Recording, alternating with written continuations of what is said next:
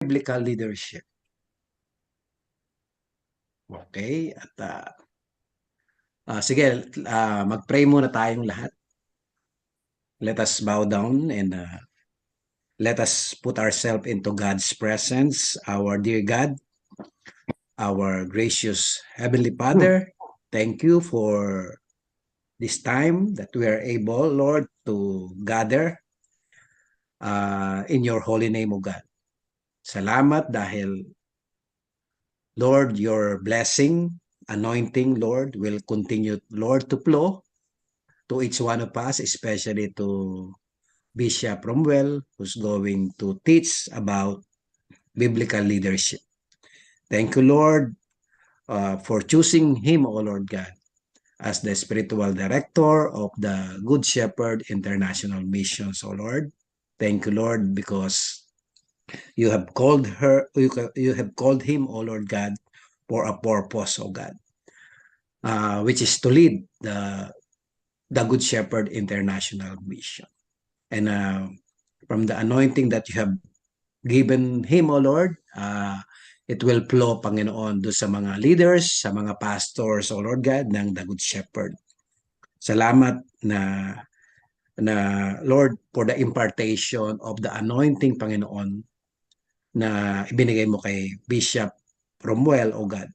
At Lord, ngayon, maririnig namin muli, Panginoon, ang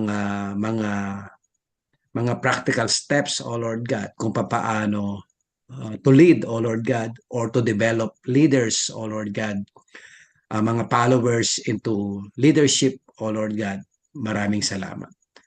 At ginagamit mo ang platform na ito, ang TBI, O God, salamat kay Pastor Winden na patuloy mong binibigyan ng lakas at ng kasigasigan, O Lord God, para Lord, i-manage ang TBI.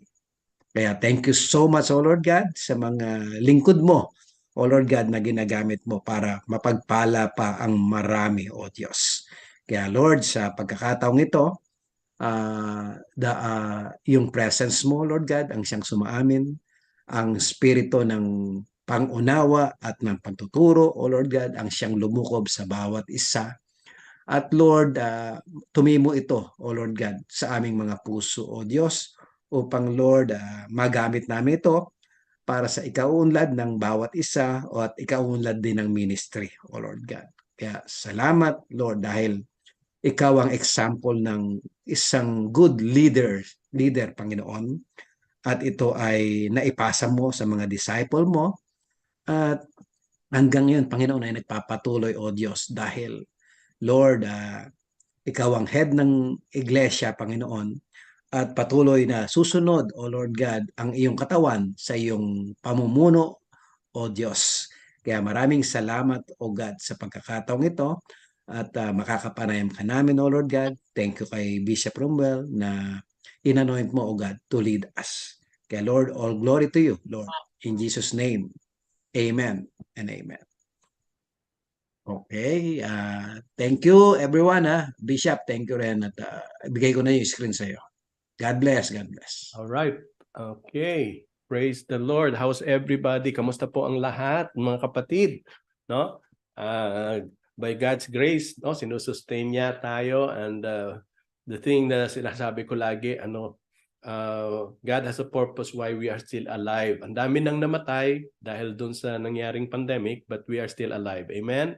So, meron pang purpose ang Lord, and we should continue to pursue yung gusto niyang gawin natin, at binibigyan niya tayo ng as leaders, no, ng opportunity to lead well. Amen. So salamat Pastor Nomer, salamat Pastor Wayne at Pastor Edgar, salamat sa mga pastor na rin na present, at thank you Lord at we are now on our fourth. Sino po nakakaalam na nasa pang-apat na tayo, no?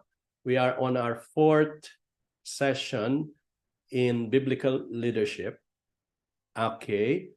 And we have so far discussed eight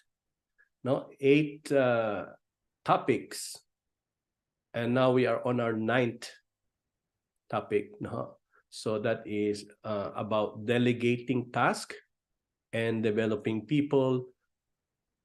Teamwork makes the dream works. No, that is to discuss the importance of teamwork po, so that we can accomplish more for the Lord. Amen. So umpisahan na po natin, at salamat sa kiniklaim ko na ang prayers, no, na ipanalangin ni Pastor Nomer, na God has anointed this time, siya ay pagpapalain niya. Natutuwa po ako sa pinakitang litrato ng ating kapatid sa sa Tabuk, si Brother Danny, at pinakikita nila na kahit recording as a group they are watching, no, nakita siguro niyo rin sa pictures, no. So it is really an encouragement on their part na in-encourage tayo that we're doing well for the Lord. Amen. So at ang sabi nga niya na encourage din yung mga kapatid dahil some of those brethren in Tabuk, maybe sabi ko nga parang history ako doon, no.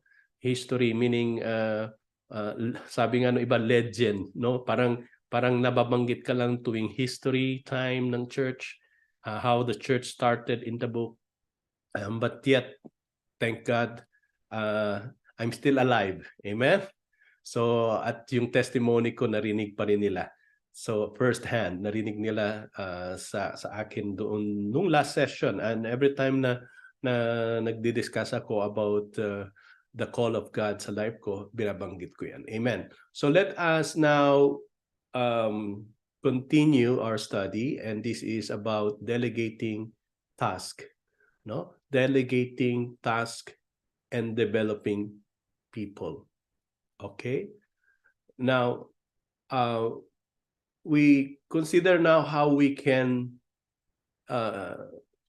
we can continue doing the work more efficiently, no? Kasi pag isa lang yung kamay, isa lang ang kamay, tama? Kailangan mo ng other hand, and think of more hands. Ang term natin diyan ay yung kapag maraming nagtulong-tulong, yung bayanihan ba ang tawag natin diyan pag nagkakaisa. So nagtulong-tulong, mas effective po, no? So instead lang na isa ang gagawa, marami ang gumawa, napapagaan yung load. So then we are now tasked to delegate, no? To delegate, but it's not easy to delegate unless the person is ready. And Jesus Christ is our example, no? The best example of how he planned